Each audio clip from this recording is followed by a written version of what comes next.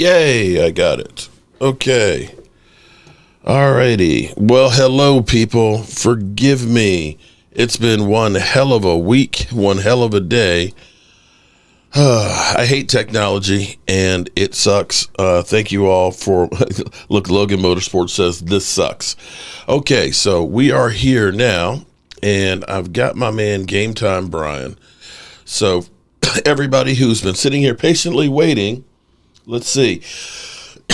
Comment if you see anything going on. If you see us, and I don't hear Brian. Yeah, I don't see anything. So that's what I'm saying. I'm seeing it actually. I see you on the stream there. Okay, you're good now. Everybody who's been sitting here patiently waiting. Is that you turning? Okay, you turned the volume on. Okay, well, hello, good people. Mark Holmes here with Game Time Brian, and it looks like my side camera is fucked up now. Okay, so sometimes I hate technology because the system updated when I was back in Waynesboro, and it screwed the pooch over there, and I spent all day trying to get it realigned. And I said, I'm not going to change and update the system, and left it like it was, and then it updated. And while it was updating, it crashed, so it lost everything settings-wise, and I didn't realize it because I was able to record, but then setting to a stream kind of messed up. So we're here now, and I've got my man Game Time Brian. I have to say, Brian, I saw bits and pieces of your coverage of the combine, and you guys did a fantastic job going through there and stuff. Hope you don't mind if I pick your brain a little bit about it. Yeah. You've got a premiere that's coming up tonight at 10:30, right? Yeah. Hopefully I can be awake for it. Hopefully you can be awake. Yeah, I'll be honest with you. Watching the combine is like watching paint dry. Well, that's why I did it the way I did. You were busy at the hospital and still doing your thing, so I just had a few of the channel members in. There wasn't many of them, but that's the only really way I can get through it. It was kind of rough. Yeah, people say, they're men in tights. Yeah, okay, but you are now seeing a lot of guys falling and some guys rising. It's not so much about the risers because you don't want a guy to rise at the combine. But you do earmark a couple. Like there was Wiggins out of Iowa State, the big receiver that might be in play for us. He ran very well. Where they said he may be slow, and some guys hurt themselves. Tej Johnson out of Oregon ran a 4.5. I still think he's a good player, but he ran a 4.5. He's 150 pounds, Mark. So it's a little bit, you just have to leave it there. You just got to take a little. It's more about the physicals, Mark. That's what the combine's for. It's more about the teams. Because if you're a player, you can't go to 32 teams and get 32 X-rays done. You'll be glowing by the end of the process. Very much so. Everything there, they do one report, and then more importantly, you hear all the rumors, right? You hear who's doing what. That's what's fun about it.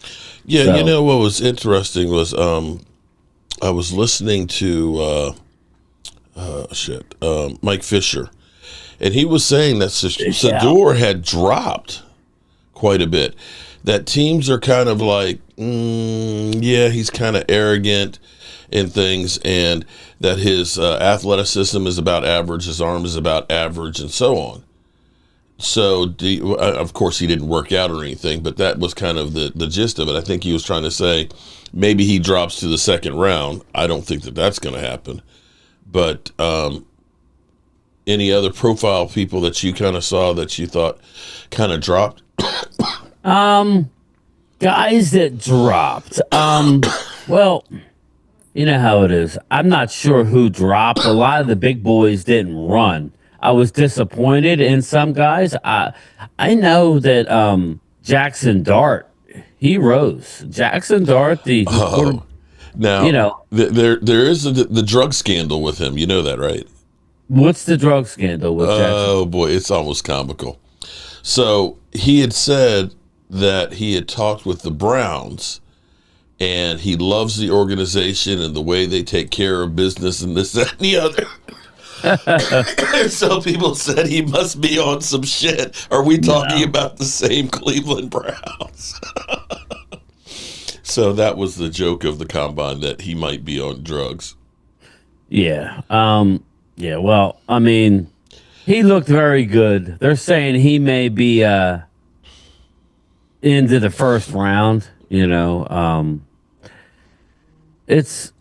I mean, like you wanted a guy who took a hit. Like I said, I'm just looking at a website, and I was right. Tej Johnson took a hit, 154 pounds. You expect him to run faster than a 4.5, but he's still a very good prospect.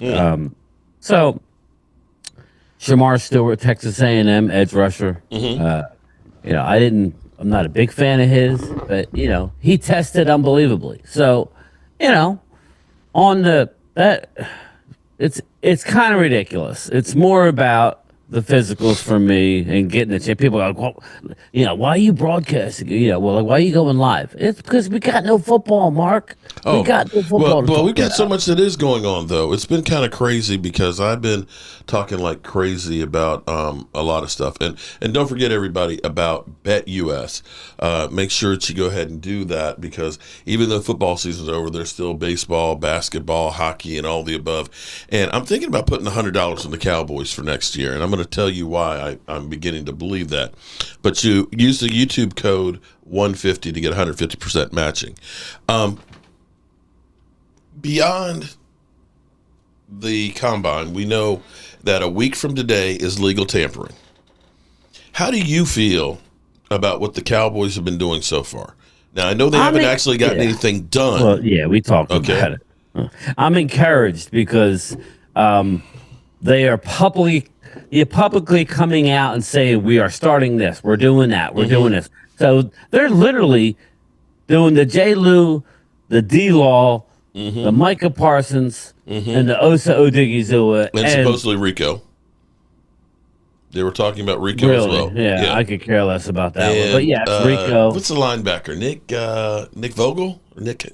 He's Nick Vigil. Vigil.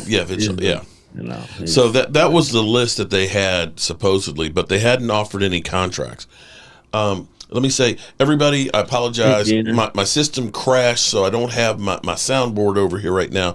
But shout out to Gina Dallas Diva, of course, Miss Hot Sauce, Stacy White, Holly Pierce, Help Miranda, Jeff Lee, looking for boobies as always, Chris May, always the first one in here, and Logan Motorsport, always standing out. You know what's crazy?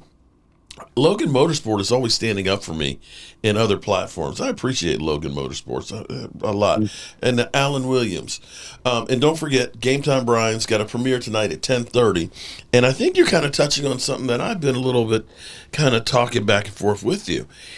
It's crazy that the Cowboys are even talking about Micah Parsons' deal. To me, at least. They didn't start talking about CeeDee Lamb's until, it was really the summer before they actually started really negotiating or doing anything on it. Lola. I didn't necessarily mean to get it out about my dad being in the hospital. He doesn't want it to be out, but my dad is 85 years old and has congenital heart failure. And he's put on about 30 pounds of fluid because his heart can't pump the way it should. So we've got him in the hospital. So he's getting these IV diuretics to try and get the fluid and stuff off of him. But I appreciate all the prayers and things. But shh, don't talk about it, because I don't want him to hear that I was talking about it on the channel. So I've been dealing with that, and that's back and forth to the hospital a couple times a day and stuff to spend time with him so he's not alone and things, because my mom's got a real bad cold and things, and she doesn't drive, and my sister's in Alabama, my other brother's about 2 hours away, so I'm kind of like the point person. So I appreciate that. Okay, so moving right along. I really feel like they have kicked shit in high gear.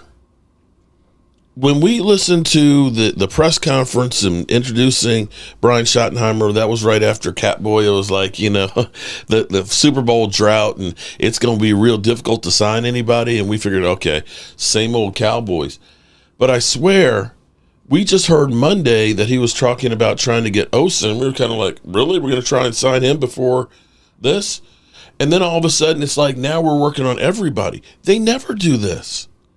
It's like a sense of urgency all of a sudden. So my question is, why have we all of a sudden changed? Well, I think last year was big time disappointing across the board. We were at the stadium, Mark. It was a different atmosphere. And this was all started by one Jerry Jones with the all-in comment. A lot of weird comments before the season, talking about men, you're sizing up men. And you know what I mean? It was just a really bad year. We heard it was coming. Yeah. We heard it was coming. We heard it was going to be a purge, right? And they did purge a lot of the roster. What they didn't count on, they always counted on doing what they were going to do. Mm-hmm. But they didn't count on the mass of just the amount of injuries where just totally screwed up any depth that you had. You were without most of your big weapons, not CD, but pretty much everybody else missed time, especially on defense. Oh, God. You lost your quarterback. Even before the season started, I mean, you had... It was just one negative bomb. Let's go down the list. Well, first of all... You were at training camp. Let's start there. Well, no, let's start from the end of the season. Here it is. Tony Pollard went, okay. Biotish went. Tyron Smith went. Dorrance Armstrong. Dante Fowler. The cornerback. Gilmore. Yeah, Stephon Gilmore. Right there. That's 6 guys right there that were starters. And I know I missed. Oh, and we had Leighton Vander Esch had to retire. Yes. And there you go. So that's 7 right there that you had right off the bat. And we didn't do anything to replace them. And then we go to training camp. Sam Williams messes up his knee. Yeah. ACL. Deron Bland doesn't play till week 12. And he was never the same. Right. Diggs played the first couple of games, but you remember there was the game where he was texting somebody immediately after the game because they were basically saying he wasn't going, all out to hit somebody. Yeah. And he wasn't. You figure that he maybe wasn't right, but I still, when I think, when you got an old girlfriend, okay, an old girlfriend that you used to date and things were real good. You know how you'd always, when somebody bring up their name, you think about that outfit that she'd wear. That would be like, okay, your first thought. You know what I'm saying? Okay, let me just get all of us in trouble here. My first thought is every time somebody says Diggs is seeing the San Francisco 49er game and George Kittle tipping the ball, going downfield, and Diggs, instead of laying out to take the interception or hitting him so he doesn't catch the pass, just kind of rolled on the ground. There was also the rumors about him not taking his recovery as serious as they would like to. So I kind of wonder if, you heard that they're trying to trade him. Who's going to trade for a guy that just had microfracture surgery? Yeah, nobody. Nobody's trading for that. Again, look at the contract. The money, just follow the money, and that will get it. We talked about it, and then when you really look at it, and again, I tell people to go to overthecap.com, click on your team, and then click the years up at the upper left-hand corner, and it tells you what the salary get. I mean, you cannot move Trayvon Diggs now. It's just not happening, people. Well, you can cut him and get about $9 million. Yeah, but then then he's going to be on the cap for a lot of years. So. No. They front loaded his contract. Look at it. No, he actually won't unless this cold's gotten me. I'm just telling you. I looked at it in 2020. I mean, he has dead money every year. He's hardly. I mean, that's what I was up. But No, here's the thing. If you look at it, so at the moment, if you were to cut him right now today, you would take a $9 million hit and it's done. When you see the 6 the next year and 3 the next year, that's if you cut him those years. So if you cut him in 2026, it would be $6 million dead. This is only like the first year of his deal, is it not? No. He got that. It was funny because it like was the 2 years year, ago. But it was like a 4-year deal. It was 2023, so it's already the first 2 years. But there's 0 guaranteed money. So they could, if they do cut him and make him a post June 1st, you'll have 2 hits that'll equal $9 million. Okay. Well, that's not so horrible. you can. But I so still don't think they're doing it. Well, but here's the problem. You could take a $3 million dead hit this year and get $9.6 million. the last 2 years he's missed, 75% of the time? And he's got microfracture, but And he's a doing microfracture, well. so he's probably going to miss at least part of the season, if not half of the He's season. probably going to start out a year on PUP. Right. So do you look at that and say, do we hold on to that, or do we grab the $9.5 million this year? Again, I want to see them actually. This is my thing. We hear a lot, and we talked about it last week. We talked about, are we excited? And how I feel about Stephen Jones. Stay tuned for the 10:30 premiere on him. But I want to see things get done. It's almost 5 days since it was imminent, the OSA deal. This isn't rocket science, people. Okay, this is not rocket science. Get the deal done now. If they franchise, they have until 4:00 tomorrow to do it. If they end up franchising him, I understand what it does, but it limits you in free agency. Okay, and if we're not players in free agency, and I'm not saying we got to go out and get the best guys, but on day one, if we don't sign anybody, that's an issue because we're going to be live and we're going to see most of the major deals done. You need to go out and fill a couple holes on this team now, and you cannot do it by accounting for $25 million for one player, even if you end up ultimately, signing him to a long-term deal because you got until July 15th. Yeah, again, that's Mark, just going to buy him some time. But let me but revisit. it's not going to help you now. Okay, so let me revisit this real quick. What were your thoughts on Big Play Slade this year? Did he play well? I thought he played decent, but you got to remember, don't get too happy with him because in our system he wouldn't be well because we don't get to the quarterback. Oh, that wasn't my take on it. Okay. Here's my take on it because Big Play Slay is a $13 million cap hit for him this year. If he got cut today, it's a $22 million cap hit to get rid of him unless they make him a post-June 1st where they're only saving $4 million. Yeah. So the Eagles could go ahead and say, you know what? I got a guy who's healthy and just was part of us winning a Super Bowl. We got no problem cutting him. Right. How dumb do we look if we're holding on to Diggs, who hasn't played well? And Ricky says Osa's not worth that much. Again, wait to see what the guarantees are. Wait and see what the guarantees are. Pressures are key. And see, here's the thing is, People are really underestimating how well Osa played this last year. Because they're looking at sack 26 numbers. years old. And the 3 technique, if I'm correct, is key in for Eberflus's defense. So getting rid of him, you're not going to get anybody who's going to be like that can do that. And it may be that he ends up being an extremely great player. Sorry to hear that, Logan. What happened with Logan? He's pre-diabetic. Okay. Logan, We're all pre-diabetic. I was going to say, my wife's been pre-diabetic for like the last 10 years. Yeah, we're all pre. That means before diabetes. What that means is you got to start watching your shit now, okay? Well, getting back to your original question, you were like, I'm just concerned that we're going, talk is cheap. Am I the only one who thinks talk is cheap? Now, this is what we have to get done, okay? We got a week. Mark just laid it out. We got next Monday is free. They can start talking. Okay. All this stuff, and I know we said it before. I'm going to say it real quickly again. We should be talking about, Tyler Smith and Deron Bland's contract right now. But instead, we're waiting until the last minute because, deadlines make deals. No, it don't. Deadlines make expensive deals because you got no leverage. Osa is within arm's reach of free agency. Not that he wants to go anywhere.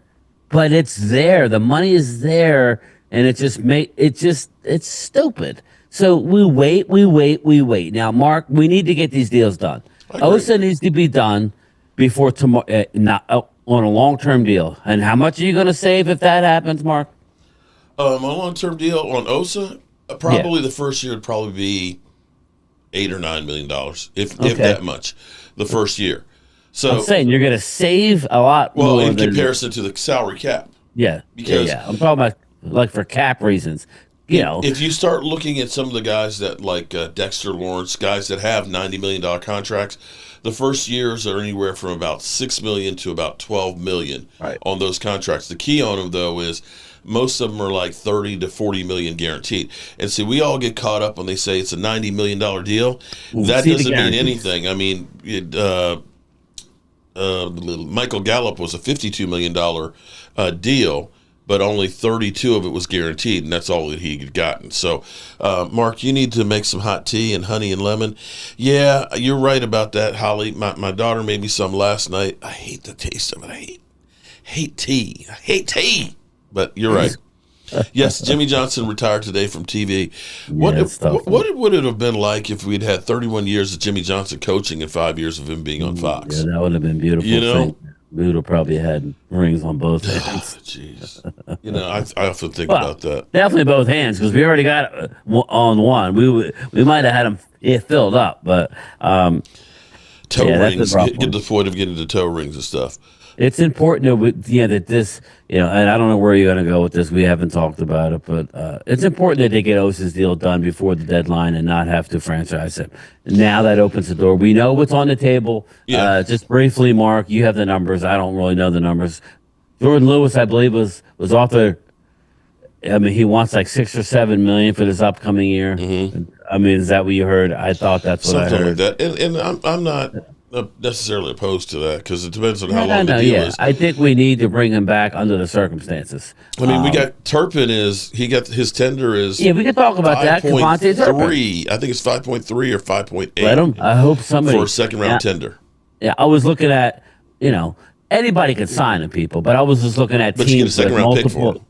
Yeah, I was looking at teams with multiple second rounds. Buffalo Bills are the only team in the league who has 2 second round picks. They have theirs, which is going to be in the latter part of the second round because they made the playoffs, right? Mm-hmm. So they're probably going to be 32, 42, 52, around 57-ish, 58-ish. And then they have their comp pick from losing Stephon Diggs. They got a comp pick from Houston. So they got 2 second-round picks. They would have to give up their own second, I believe. So go ahead and sign them.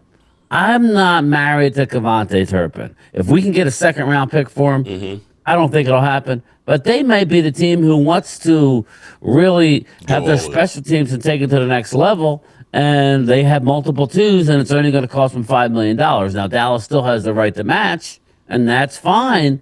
But I would not match. I would let him go. But that's just me. That is just me. We don't know how to use weapons like that. We don't. And he's been pretty good on us for kick returning up. But again, I honestly feel like, Brian, that shit has really shifted on the Cowboys. Maybe I'm Charlie Brown, getting ready to kick the football, and Lucy's about to pull it out from underneath us. The way that Jerry Jones has been muzzled, okay, and he's literally not speaking to anybody. Hearing Stephen Jones called co-owner. Yes, you actually were the first one that picked up on it. It's listed there. It lists it. He's now, and he's referred to as co-owner. I don't want to start shit, but see, here's. I think about when your people get old. A lot of times, what they do is they transfer their things to their kids, so that way there's no problem when they're gone. There's no question. It's got to go to court, and my brothers and sisters are fighting over it. They kind of transfer things. I'm not saying that happened. All I know is before that press conference, I never heard Stephen Jones referred to as co-owner of the Dallas Cowboys. And since that time, it seems like there is now a hierarchy where Will McClay and the scouting department are there. I didn't see Jerry Jones with the tape measure. Did you see Jerry with the tape measure out there measuring anybody's long? I did not. Okay. I didn't even see Stephen Jones. I don't know that he measured. I didn't even see Stephen Jones with a stopwatch. Handler. Did you see Stephen Jones with a stopwatch? I did not. Thank God. Remember, usually he's there with a stopwatch, and you're like, get your fat fingers off the stopwatch. The most impressive thing about this, and stay tuned at 10:30 because I do break down the Jerry Jones hierarchy and what's about to happen inside. So just stay tuned. Hey, Asia Robinson. But yes, I like the fact that they allowed Brian Schottenheimer to bring The whole, his staff. Well, not I even don't know if it that. was everybody, but it was a lot of guys. Stephen Jones said he picked this whole staff. He was allowed to pick his Pick whole, his own staff. That's yeah. they don't do Ag- that. again, it's things are starting to come out, and I touch on it, but things are starting to come out that's going to be different Yeah, for the Cowboys. Now, I don't know if that's going to mean wins and losses, but it's definitely going to be different. We've heard for years, and I hate to hammer a guy when he's not here, but we heard that Mike McCarthy is not the most tireless worker. He is a 9 to 5. He's gone, right? He delegates. He's not a Jimmy Johnson who's in the office for 18 hours, following a game, wondering what the heck happened. Remember, he was not happy that he was. Remember last year, not this year, but the year prior, at the beginning of the year when the offense was like shit in the tank, and he had to go in a room with his quarterback and his offensive coordinator, and they had a hammer. He wasn't happy about that. He did not. He. And I love Mike McCarthy. Congrats, you're a Super Bowl winner. He is not a worker like that. He zones out when it comes to scouting, and I was very happy to see our coach there engaged with all of his. Well, yeah, I just thought it was a breath of fresh air. And it was also a breath of fresh air that we didn't hear. We didn't have to hear Jerry just talk in circles. I'm tired of it. I said this 2 years ago. I'm tired of hearing him talk because until you win, anything that comes out of your mouth is just hot air. Don't peel my leg and tell me it's raining. You know what I mean? You're telling me that you're all in. And then you sign your quarterback and your receiver, but yet you didn't have a friggin', you know what I mean?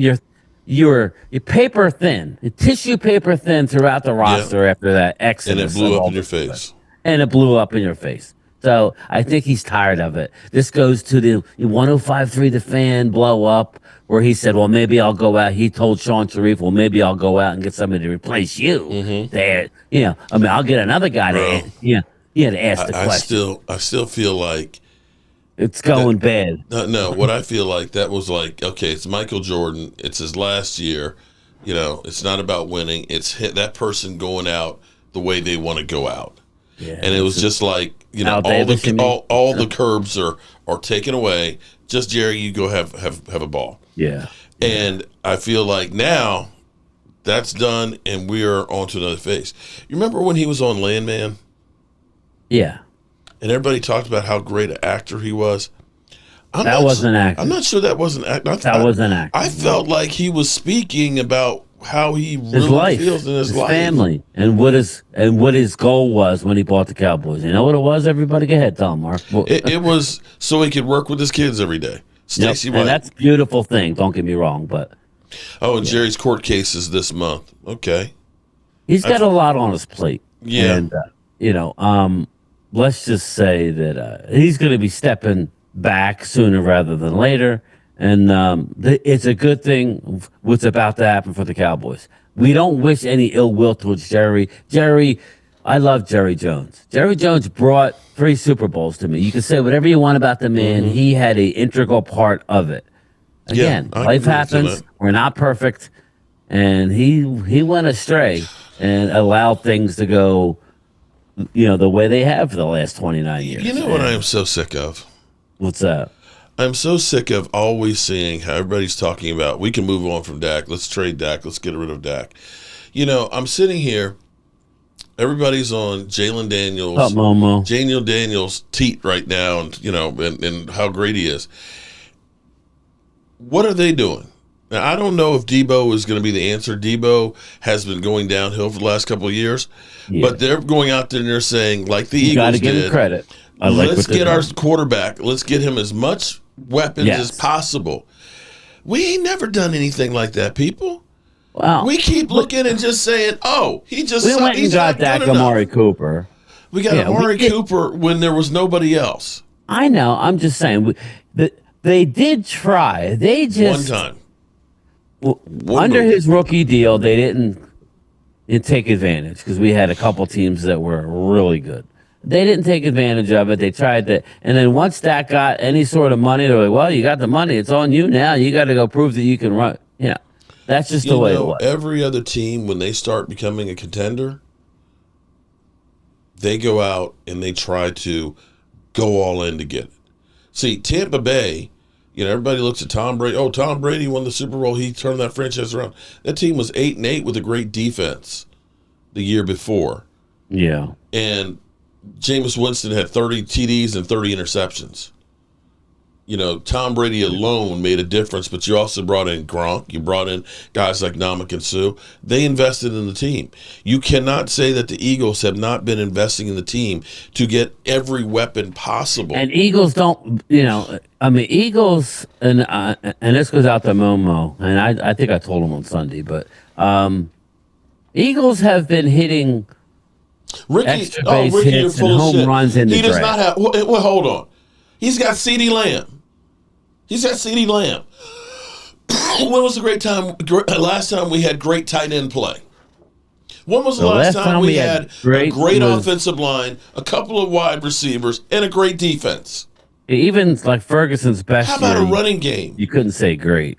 It's been a while since we had great tight end play. The best tight end play we had was Dalton Schultz, who had 800 yards one year, but he wasn't a game breaker. We haven't been the same since we lost Travis Frederick. Oh, yeah. I think that was the big one, and now I think that's why I'm encouraged so more, because Cooper Beebe is that guy. He was very highly rated as a rookie, better than Joe Alt and all these guys that went ahead of him. He graded out number 2 in the league of rookie offensive lineman. So I think we have a great future. Whether he goes to guard, we don't know that. We already know he's a great guard. He could hit the. Ricky, that's fine. Hold on. Ricky, get him. Ricky. Oh, Ricky, you're so fine. Dak has never had everything that the Eagles had this year. A number 1 offense, a 2,000-yard rusher. Not many people have, okay? though. I agree, but he's saying Dak's had all that and more.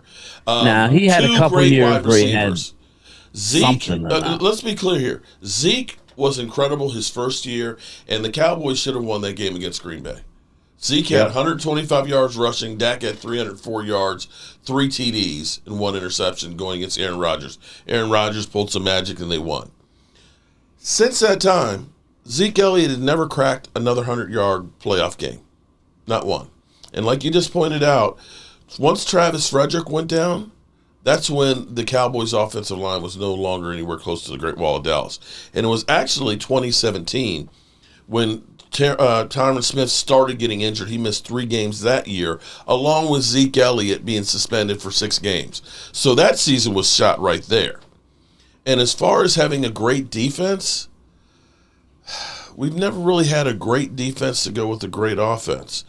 And our running game has suffered after Travis Frederick. Sorry.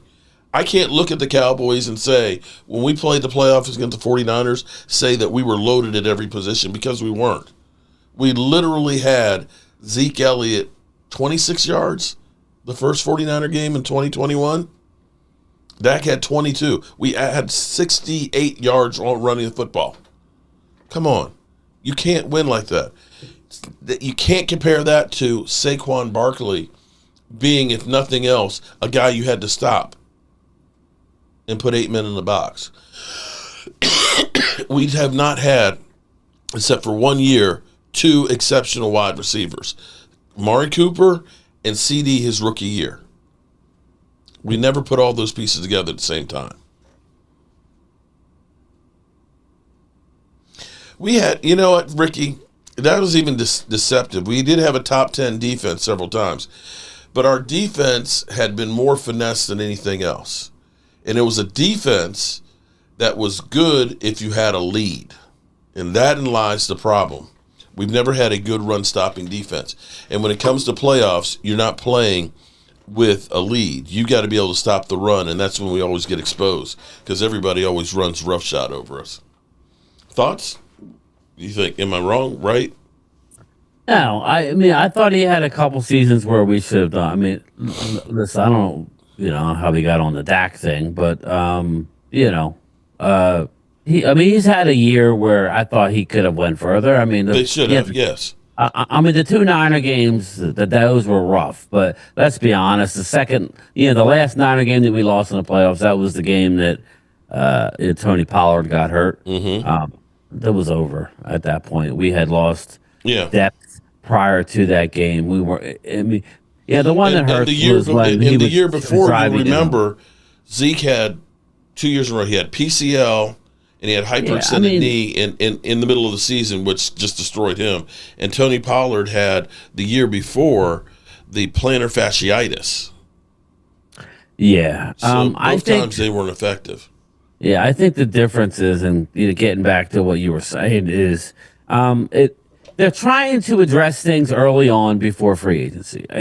On the surface, it looks like I mean, I really do hope that tomorrow before 4 o'clock they get Osa done. That would make me feel great. And then I think there's a very good chance that we get the other three guys done before next Monday. I'm talking Micah Parsons. I think Micah Parsons' deal is actually pretty easy. You're saving money instantly. You would think it is, but you would have thought CeeDee Lamb's would have been too. Yeah, I know, but I do think that Jerry's not running that show. He has a voice, obviously, but he is not running that show right now. Yeah, the tides have changed. Have you seen him? He don't look the best. Something's going on with Jerry. That's what I'm telling you. That he looks like his face looks like he's lost a whole lot of weight all of a sudden. Something's going on, And yeah, and I feel bad for the man. But this is a business. well, he's 82 years old, and It ain't gonna and stop for anybody. He's lived a great life. I think a lot of us would be happy to be 82 years old. And I think he would enjoy it if he's still the owner. He ain't going nowhere. Until he's gone, he ain't going nowhere. He's still the owner of the Cowboys. He doesn't have. There's a lot of. Being a general manager, there's a lot on your plate. I just don't think that he's up for the task anymore. And he gets too stubborn, in my opinion, for Jerry Jones. He gets too opinionated. He lets things bother him and takes it out on how he does his job. So it seems. I mean, Right. I just want to see some activity. Now, looking at the free agents, there's not a lot of guys that I have to have. I'm more interested in guys that are going to be cut. But there are a few guys that I want, and I really do believe that we need to hit the ground running this year, and I think we might. If we do, I think the whole fan base will be like, wow, okay, we got a linebacker. It doesn't have to be the best guy, but we got a linebacker, we got a corner, because we know Diggs is going to be he's slowed out the box, even though he's off to a good start in his rehab. That's what I want to see. Sanchez. What did he say? He said that the shirt of Jerry Jones makes him look like a vampire. It does. It's got a little Nick Sirianni in it. It's got a little Sirianni in him. Okay. Dracula. Am I crazy when I make this statement that maybe Stephen Jones won't be the worst owner, that our fears might not be as bad as we think, because instead of trying to do business the way Jerry Jones did, that he would become owner, Will McClay would become GM, and we'd have football people doing football things. George, Cowboys for life. I think Slay's going back to Detroit. It makes the most sense to me. So that's just my opinion. But yeah, we Jerry could use him as a veteran. What is butter sausage? Just remember this, though. The Eagles were able to get away with dropping 7 in coverage most of the time. Okay, they were. That is such an advantage when you play a team that could get home with 4, rush 4, and get home with 4, and can stop the run.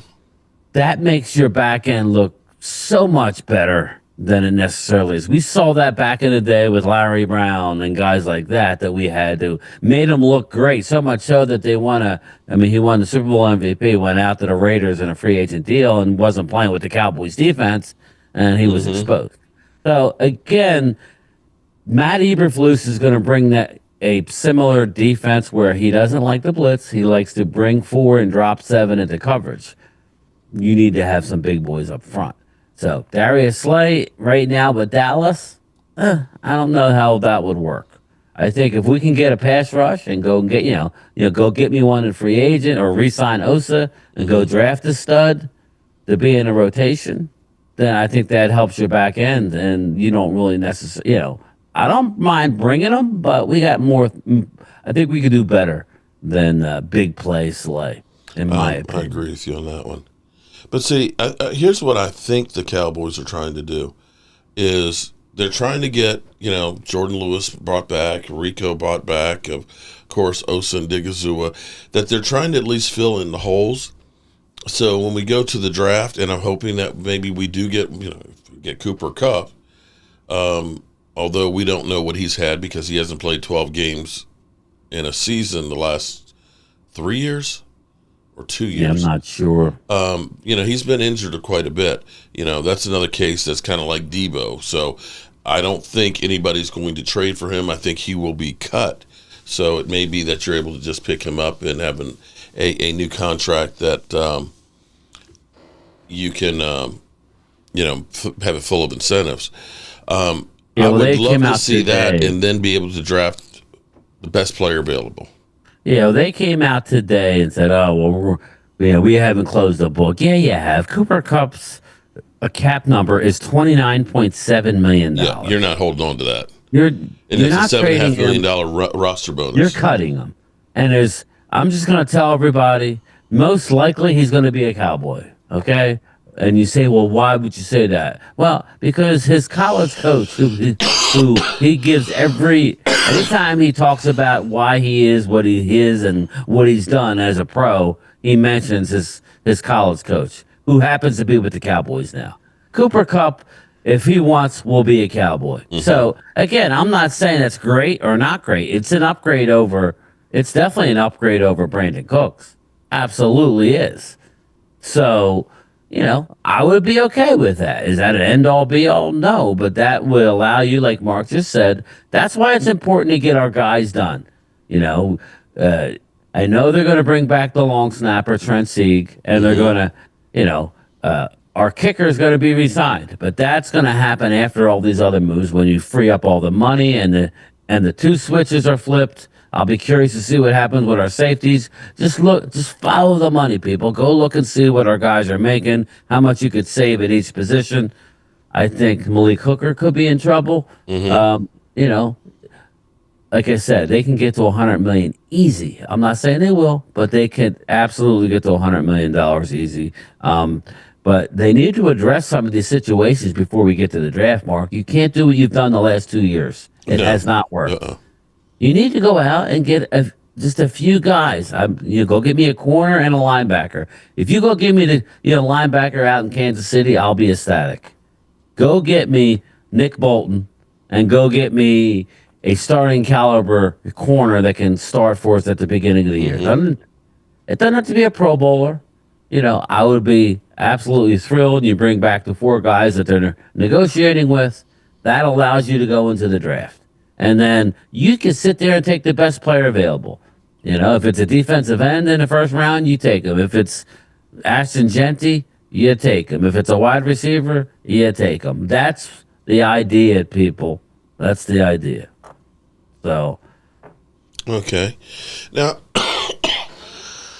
I heard some of the running backs kind of stepped up a little bit and really showed some speed and some moves. Anybody jump out at you?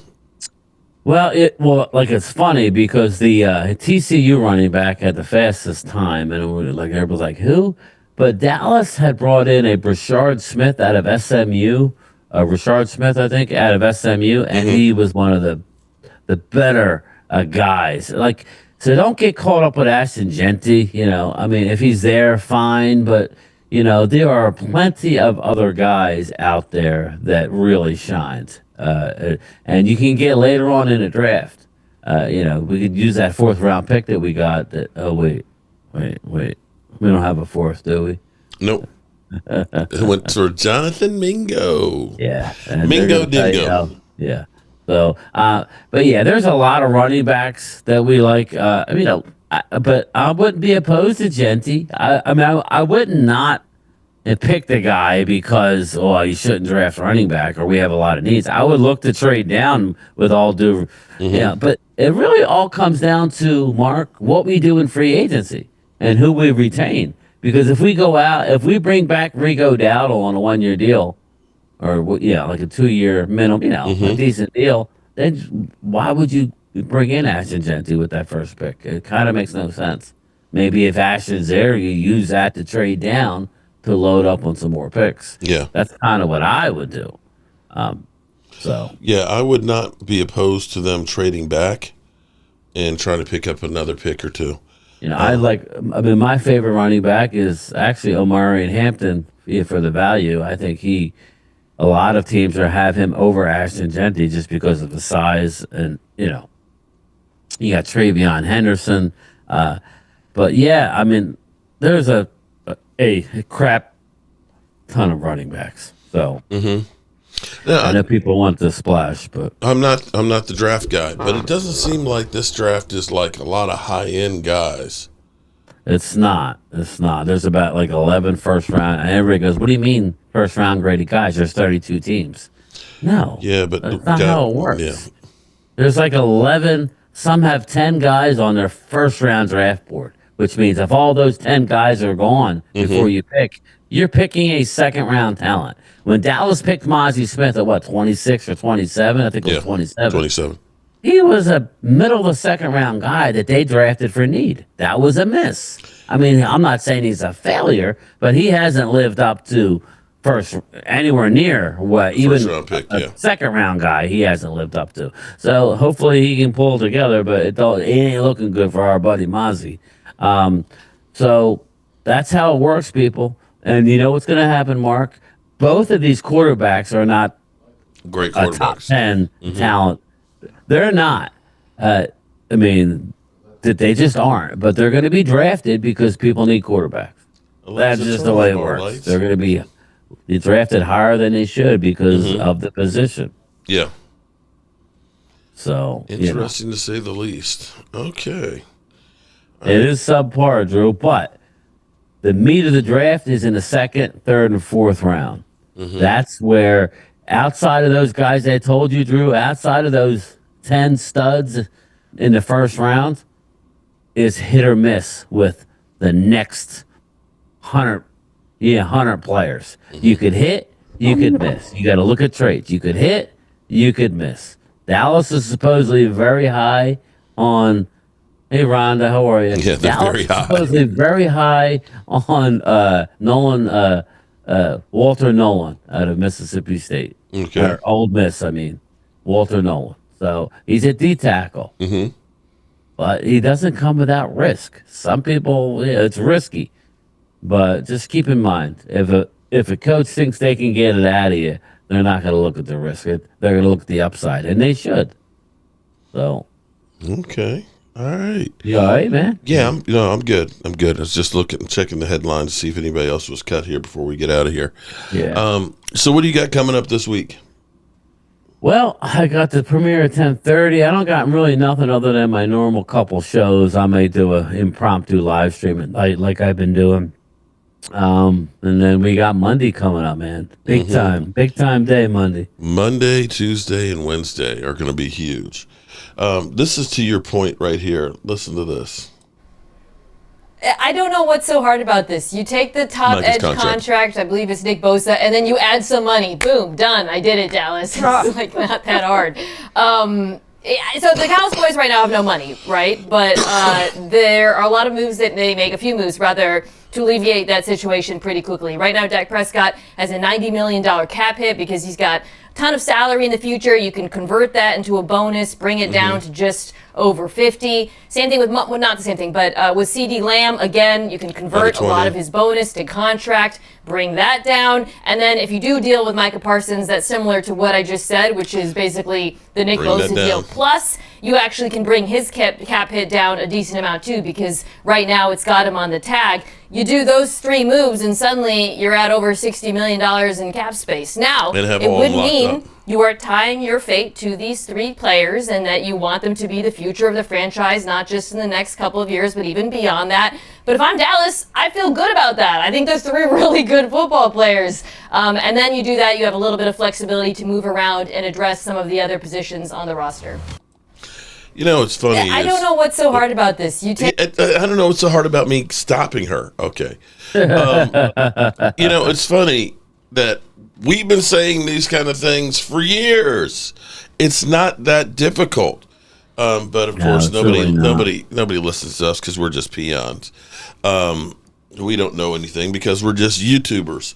But yeah, we've been talking about this for a while that, you know, everybody who says Dak Prescott's contract, we can't do anything. Yeah. We can if we want to. Switch. We can if we want want to. Flip a switch. Now, typically, see, people don't remember last year we were like 25 in the red. Oh yeah, we only got up. I think the highest we were till we got CeeDee Lamb's contract done was we had $8 million through free agency, and we signed Eric Kendricks with that. We signed Zeke, and we signed our long snapper, and so on. And we worked with that. We are actually in a much better position than we have been in forever, because the fact that we actually have money right now, we don't have to convert anybody. And worst case scenario is if you do have to tag Osa, to get his deal done, you flip the trigger with Dak. You've got the money. That's going to happen anyway. Yeah. John Vegas, it's in the contract to be flipped. Yeah. They never planned on paying him $60 million unless it was a final year of a deal, that was it. Like they did with it's going to happen, John. They're going to flip his and CDs. Mm-hmm. That's part of the negotiation. Right. That they put it in there. It will be flipped I think it's in a couple weeks. And it should be flipped before free agency so that we have that money. I don't think so. I don't know. I think the date is actually after free agency. But I don't know. I could be wrong. But they're going to in the past they've had to restructure contracts to get below the salary cap. Yeah. Because it was always those two, every year it was always Tony Romo, Zack Martin, even if they flip the switch, John on Dak, they can still get out of it technically after this upcoming year. They just have to pay $60-some million. Mm-hmm. It doesn't matter. The money is the money. The guarantee is the guarantee. Yeah. So it's not like now or pay me later. Either way, it's still going to count. It's just creative accounting. If you release them, then you absorb it that much faster. It's kind of like with CD. The reason why we have the $18 million rollover is because we ended up doing CD's contract and it was low last year. Yes. So we had that money. So if they flip the trigger for Dak and they don't use all that money, they can roll it over to the next year. Yeah, it'll be fine, everybody. They're going to have plenty of money. But it's important to get Micah done, and it's important to get Osa done. That's the thing. That'll create big time money with the two, with the two switches, and that's not counting any actual roster move. That's what the coaches are doing now. The coaches are actually looking at the roster and who they think they can move on from. They can cut. And, If they can get a safety out of Texas like a Makuba, then they're gonna. Donovan Wilson maybe bye-byes. I mean, and you're going to save a nice amount of money with that. Damone Clark, he's going to be cut, people. You're going to save over $4 million for a player who didn't play last year. He's cut. Leo, with Zack Martin, it'll be a June 1st retirement, which basically will be, we'll save $1 million off his contract because it was already, his guaranteed money was already there. I mean, the void money. I mean, he's going to have dead money, but dead money, So it's going to convert from roster money to dead money. So, and I think we save $1 million on it. So that's that. And it's the same thing with D-Law. D-Law, we have a deadhead of $7 million right now, and they're talking that they might bring him back as well. What do you think about that? I know you're. I would rather have. I like D-Law. I'm a D-Law fan. I just don't like what D-Law had to. He's a very bottom of the line guy. I know it's a business, but dude, you had a great contract, and with those foot injuries, you've missed a lot of time. He's missed a lot of time. Yeah. And I didn't like his tone. Like, I gave him my number. They know my number. Well, they didn't sign you. So doesn't seem like he's willing to budge off his number. Mm-hmm. I'm not saying he won't, but he was kind of cold when he said, I would love to be here, but they know my number.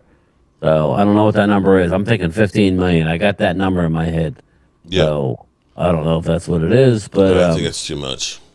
I think it is too, but because the plan is to bring Jordan Lewis, D-Law, Micah, and Osa back. They're going to bring back, obviously, like I said, the long snapper, the kicker. Mm-hmm. They've already gave a tender. They're looking to let a Carl Lawson hit the open market, as well as my guy, Chauncey Golston. We need either Golston or D-Law. Yeah. I'd rather have D-Law because he's still very good against the run and the pass. If he can stay healthy. Yeah, and he could have come back if we were in a playoff, so to speak, but he wanted to be healthy for his free agency. So that's the only thing that annoys me with D-Law, him and his hot boys shit. Oh God! I mean, that's just bad. You just made me throw up in my mouth. Yeah, I always hated the freaking hot boys. All right, so we could get Fowler back, Ricky. We could. He's a lower tiered guy. So we could. There's a lot. There's nothing we can't do. I'm hoping that Green Bay indeed releases the cornerback that I did a video on that I can't think of his name. I think he's been injured, but not nearly like our guys. We could bring in a guy like him, and that would be good. That's the kind of move I want to see. All right. Well, you got your premiere in about 20 minutes from now. Yeah, I'm falling What else? asleep. I know you know it's late. So what you got coming up this week? Not much. We're doing like what I always do, Mark. At least 2 or 3 videos a day, and we'll do our late night live school with streams YouTube. Everyone. I'm gonna start getting into the draft more and more now. So Yeah, free agency is going to be a big Sub week up coming if you up. don't know already. Jair, that's it, Leo. That's it, buddy. So, Yeah, he lit us up in the playoffs because Yeah, he came back from Jair. injury, and we didn't think He's been hurt. He's been hurt. Isaiah Rodgers is available. Yeah. Again, Leo, it all starts with the front four, though, brother. If we can't get pressure, nobody's going to be safe back there. You're right about that. I know you guys love what you guys did in the draft, but it really did help them by being able to attack their quarterback. By the way you did. So Slay looked like unbelievable, but yet they still cut him. Why? You can save some money and go younger at the position.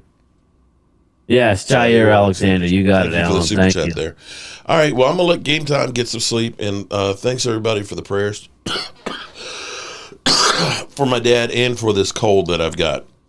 I appreciate each and every one of you guys, and we're going to get out of here. Yes. The answer is yes. And I've eaten it hunting. I've actually had it served by my mom at the table away from hunting. And I have eaten raccoon.